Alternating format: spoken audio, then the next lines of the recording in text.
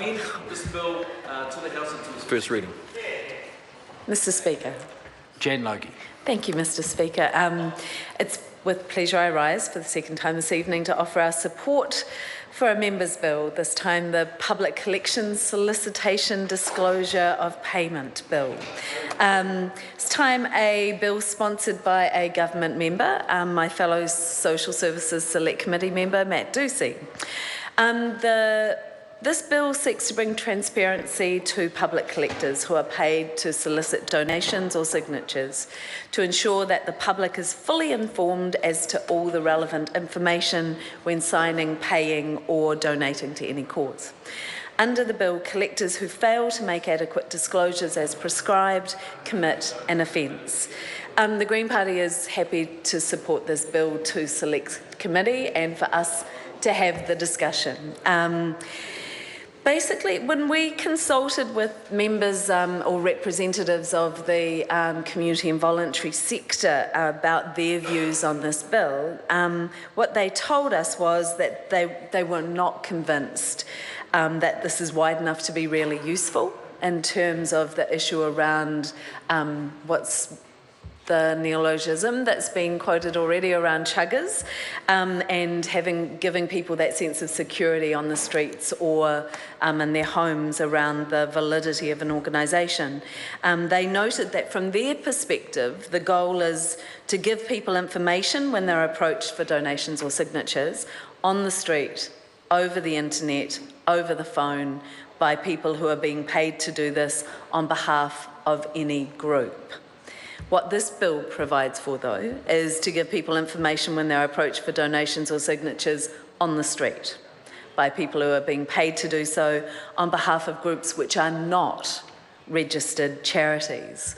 So already, if you think of the streets of Wellington or most other streets in New Zealand, the main people that we see collecting are young people paid by Save the Children or UNICEF or Greenpeace, all registered charities and therefore not covered by this bill. And I certainly don't want to, and I do take Labour colleague Poto Williams' concerns around creating a sense of public distrust in fundraisers, and that's not something that we want to do. And I'm not for any second suggesting people should have concerns about people collecting for UNICEF, Greenpeace or Save the Children.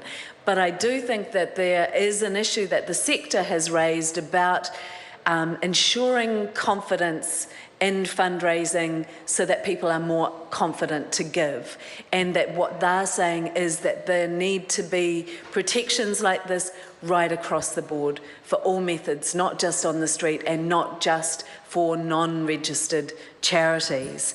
And I do think the point that's been raised in the example that was given of political parties who had staff members who were collecting, I think it's an interesting point. I think the provisions around name and organisation and being paid isn't too much to ask. I don't think anyone would have an issue with that. I think it will be interesting to see us as MPs when we're on the street getting people to sign petitions, whether that will apply to us, and we will have to go through a pro forma disclosure when we're interacting with people. That might be an interesting process and not necessarily a bad one if it's placing us solidly within our communities and having the same responsibilities as others. But it will be a different scenario. So just really in summary, I don't want to speak too long. I think this will go to Select Committee and we can consider the detail of the bill and the possibility of expanding it there. I hope we can move business in the House tonight a little bit quicker.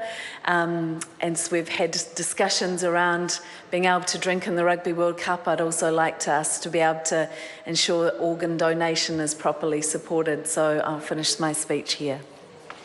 Mr. Speaker.